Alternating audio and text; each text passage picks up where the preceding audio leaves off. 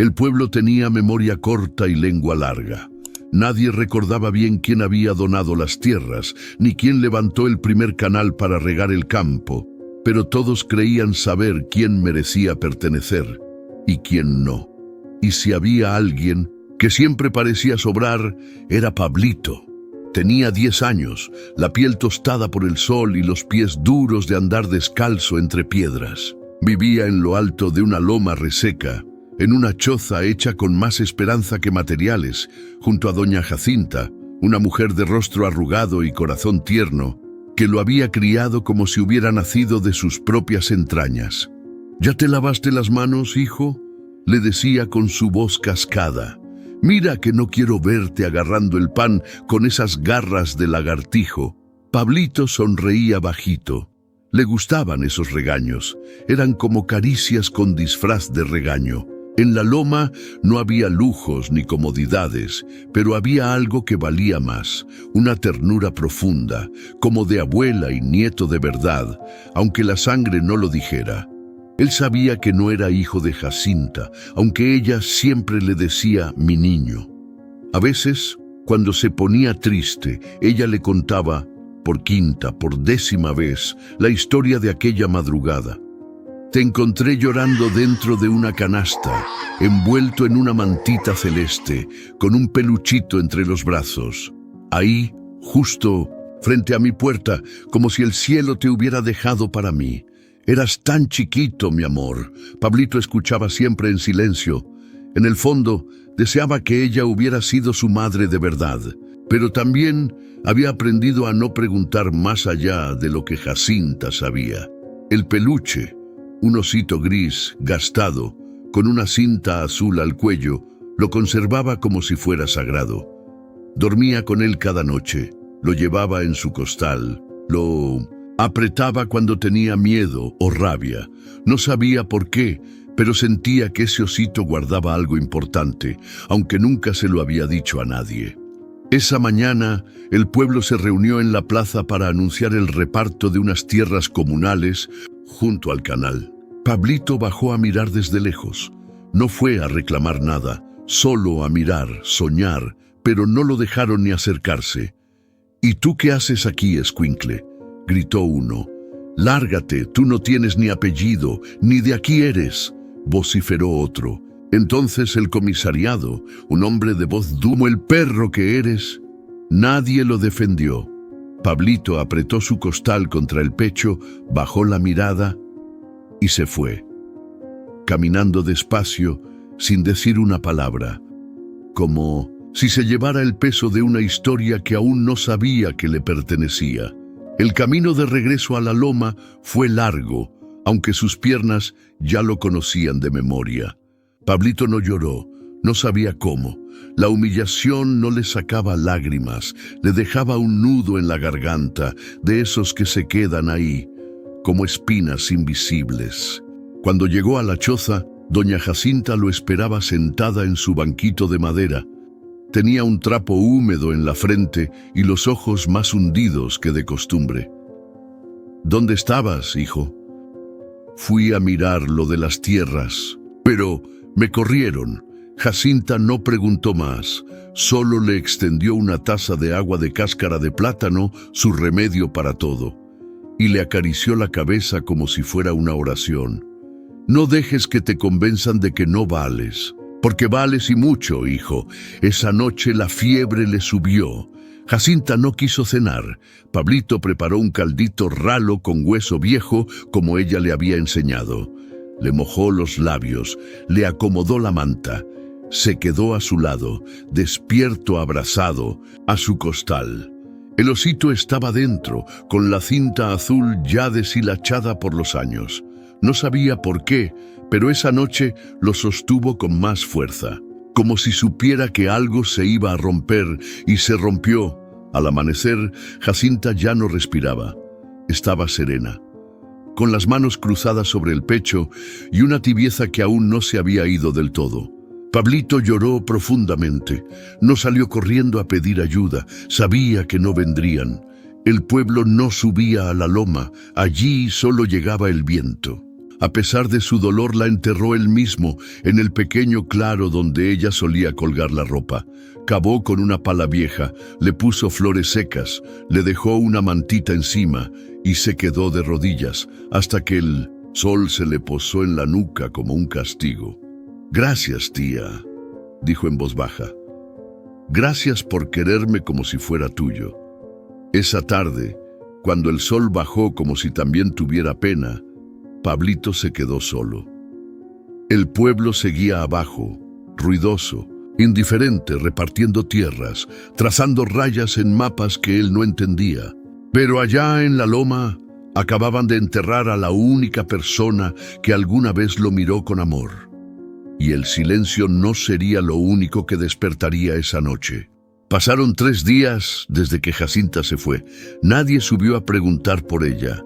Nadie supo o quiso saber que Pablito había cavado una tumba solo, con las manos ampolladas y el alma en ruinas. El fogón no volvió a encenderse. Solo comía cuando encontraba algo: un puñado de maíz, un plátano torcido que el viento tiraba desde las ramas. Dormía abrazado a su costal, con el peluche pegado al pecho como si respirara a través de él. La mañana del 4.º día, bajó al arroyo a buscar agua. Caminó despacio, con los pies polvorientos y la mirada baja. Pasó por la plaza sin querer y sintió las miradas. Una mujer murmuró algo a otra. Un niño lo señaló, pero nadie se acercó. «Ahí va el huerfanito», dijo alguien. «Ni apellido tiene», no respondió. Solo siguió caminando hasta que no hubo voces. En el arroyo se agachó, llenó su botella, se enjuagó la cara. Al levantar la vista, notó que alguien lo observaba desde lejos. Un anciano con sombrero de palma, sentado bajo un árbol, con un bastón entre las piernas. Era don Julián, uno de los primeros ancianos del pueblo que había regresado hace muy poco, luego de estar con sus hijos por una larga temporada. Pablito lo miró con recelo. «¿Tú vivías con Jacinta, verdad?», preguntó el viejo. «Sí, señor». «¿Y ya no está?». Pablito asintió sin querer soltar palabras. El anciano suspiró. «Era buena mujer, nunca pedía nada, pero siempre daba lo poco que tenía. Me ayudó una vez cuando estaba enfermo. Ella quizás se olvidó, pero yo no. Dios la reciba en el cielo». El niño bajó la cabeza. El anciano no dijo nada más. Se levantó con esfuerzo, apoyado en su bastón, y se fue despacio. Pablito llevaba 2 días sin probar bocado. Las reservas de maíz que Jacinta había guardado ya no existían. El fogón estaba frío, el cielo nublado y el cuerpo flaco, pero valiente. Aquel mediodía bajó al pueblo por la parte trasera, donde a veces los vendedores dejaban cáscaras o pan mordido. Escarbaba entre hojas secas, al lado del mercado viejo, cuando 3 muchachos mayores lo vieron, hijos de vecinos, hijos de gente con nombre. «Miren al perro de la loma», gritó uno. «¿Vienes a robarnos la basura también, Pablito sin apellido?». Pablito no respondió. Agachó la cabeza. Siguió buscando, con disimulo. Pero ellos se acercaron. «Dijo mi papá que tú ni eres del pueblo», escupió el más alto, «que te encontraron en una canasta, como a los chanchos sin dueño». Uno le dio un empujón, otro le arrebató el costal. Pablito intentó defenderlo, pero lo tumbaron al suelo, y entonces uno de ellos vio el peluche. «¿Qué es esto? ¿Todavía duermes con muñecos, llorón? ¡Dámelo!», gritó Pablito, incorporándose como pudo. Pero fue tarde. El muchacho pateó al osito con fuerza. El peluche voló, cayó sobre el empedrado y reventó por una costura vieja del cuello. De su interior, envuelto en plástico amarillento, cayó un pequeño papel doblado muchas veces, pero antes de que pudieran alcanzarlo, una voz grave cortó el aire. «Ya estuvo, carajo». Era don Julián. Se acercó con paso firme, apoyado en su bastón, con los ojos encendidos de indignación. Eso es lo que les enseñaron sus padres: golpear a un niño solo por tener hambre. Los muchachos retrocedieron. «Es un recogido, ni nombre tiene. Y ustedes podrán tener apellido», rugió el viejo. «Pero no tienen vergüenza. Lárguense». Los chicos huyeron sin responder. El viejo se acercó a Pablito, que apretaba su peluche descosido con una mano, y con la otra sostenía el papel como si fuera un tesoro manchado. «¿Estás bien, muchacho?». Pablito asintió, sin poder hablar. El hombre lo ayudó a levantarse.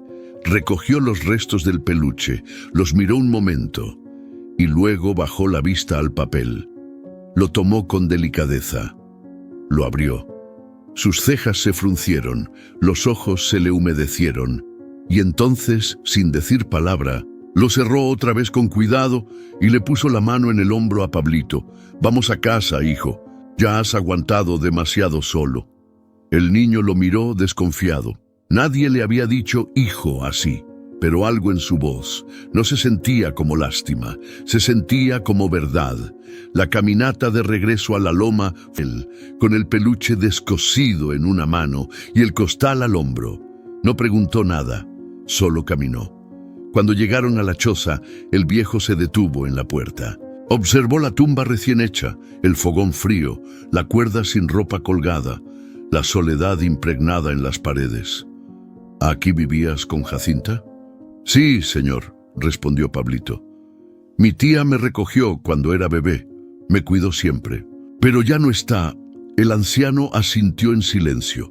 Entró con cuidado, se quitó el sombrero y lo puso sobre el banco de madera como si entrara a una iglesia. «¿Tienes agua?». Pablito le sirvió en una taza vieja.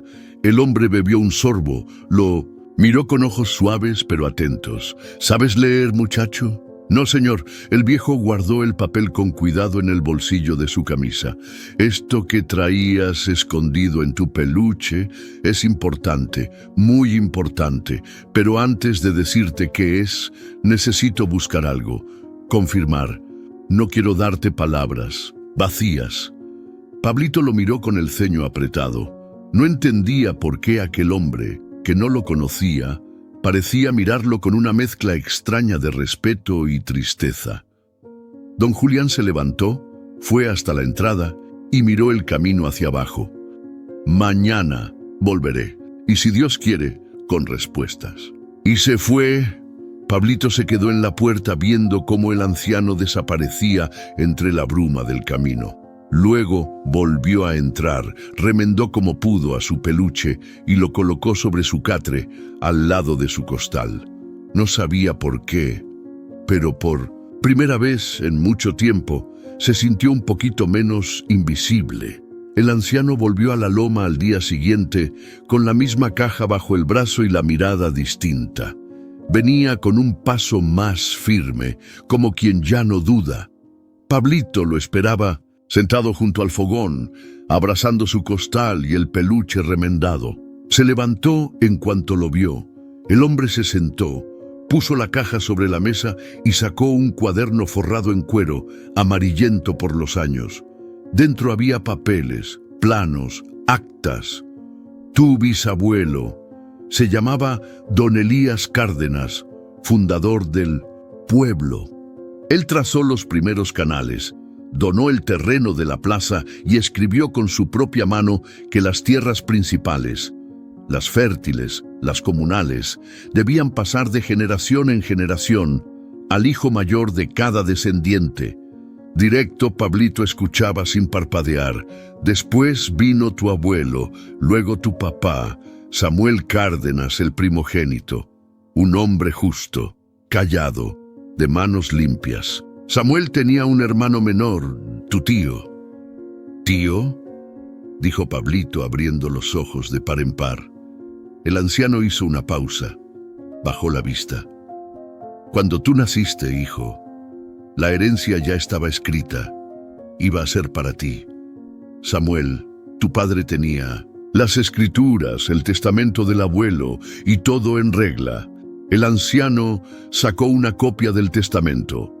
Mostró una cláusula donde el nombre Samuel Cárdenas aparecía subrayado junto con una nota manuscrita que decía: «En caso de fallecimiento, La tierra pasará directamente a su hijo legítimo. Por lo que sé, tus padres desaparecieron en circunstancias nunca aclaradas. La historia oficial fue que se fueron del pueblo, pero muchos sospechamos que hubo manos sucias detrás. Pablito sintió como algo se le movía en el pecho. ¿Mi tío? El viejo asintió con un nudo en la garganta. Tu tío, el que ahora es comisariado, fue el único que quedó. Dijo que Samuel le había cedido todo, pero nunca mostró papeles, nunca permitió preguntas. Y luego apareciste tú, en una canasta como un secreto enterrado, pero tu padre te dejó una prueba, la única que no pudieron quemar. ¿El papel del osito? Sí, hijo. Ese papel es la última voluntad de tu padre, escrita con apuro, con miedo, con esperanza. Lo escondió donde nadie pensaría buscarlo, en el juguete de un bebé, como una chispa escondida para que un día arda la verdad. El anciano se incorporó. Hoy mismo vamos a hablar con el pastor Joaquín y con el notario. Si el pueblo no quiere escuchar en privado, lo sabrán en público. Te echaron como a un perro, hijo, pero tú llevas el apellido que construyó este pueblo. La tarde se tiñó de un silencio extraño, como si el viento también quisiera enterarse. En la plaza, el pastor Joaquín colocó una silla frente a la iglesia. A su lado, el notario del pueblo revisaba documentos con gesto grave. Los curiosos comenzaron a acercarse, algunos con desconfianza, otros con morbo. Nadie sabía exactamente qué ocurría, pero cuando el anciano del sombrero de palma llegó, acompañado de Pablito, la plaza se quedó sin aliento. El niño caminaba con el costal colgado al hombro y el peluche cosido asomando por un lado. A cada paso, las miradas lo traspasaban, pero él no bajó la cabeza. El comisariado, que ya estaba allí, se levantó de su asiento con visible incomodidad. ¿Qué significa esto?, preguntó con tono duro. ¿Quién autorizó esta reunión? Yo, respondió el pastor Joaquín. El anciano dio un paso al frente, con voz clara y temblorosa. Ese niño es Pablo Cárdenas, hijo legítimo de Samuel Cárdenas, nieto de Rafael Cárdenas y bisnieto de don Elías Cárdenas, fundador de este pueblo.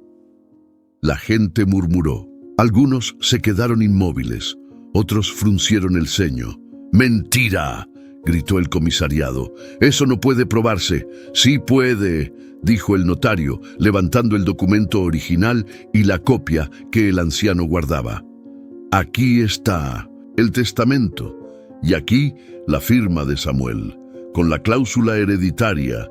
En caso de fallecimiento, el heredero directo es su hijo, el niño, Pablito».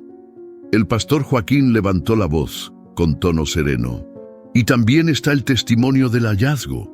El papel fue encontrado dentro del único objeto que acompañaba a Pablito cuando fue abandonado, su peluche. Ningún adulto lo manipuló, ningún interés fue forzado. La plaza enmudeció. «Esto es una trampa», vociferó el comisariado, ahora más pálido. «Ese papel puede ser falso. Yo tengo derecho sobre esas tierras. Yo las he trabajado». El anciano se giró hacia él, firme como piedra vieja.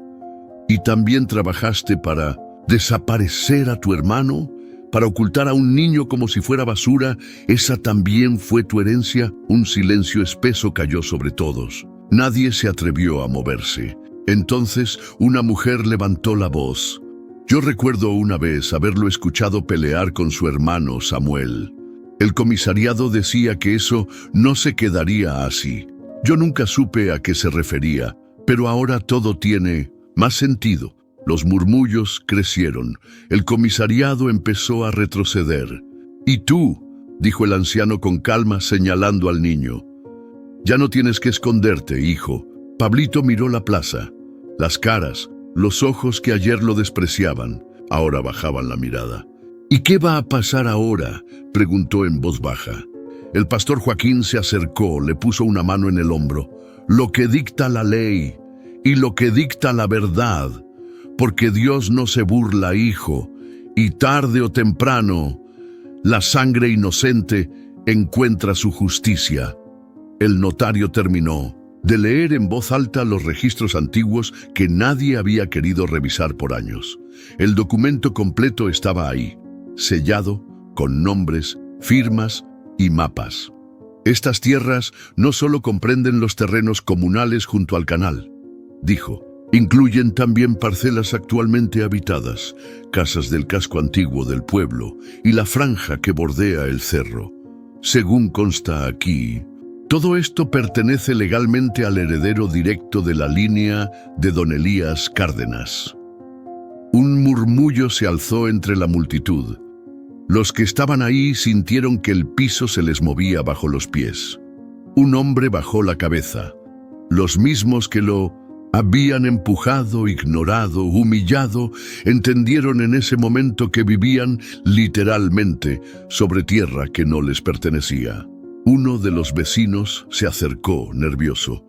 ¿Quiere decir que este niño puede echarnos? ¿Desalojarnos? El niño se adelantó despacio. Tenía el papel en una mano, su costal colgado en el hombro, y el peluche apretado contra el pecho, como un escudo invisible. Los ojos de todos estaban sobre él. Esperaban un juicio, una revancha, una orden, pero su voz fue tranquila y clara. Yo no quiero echar a nadie, solo quiero que me llamen por mi nombre. Toda mi vida he vivido aquí entre ustedes, cargando agua, recogiendo leña, comiendo las sobras que tiraban.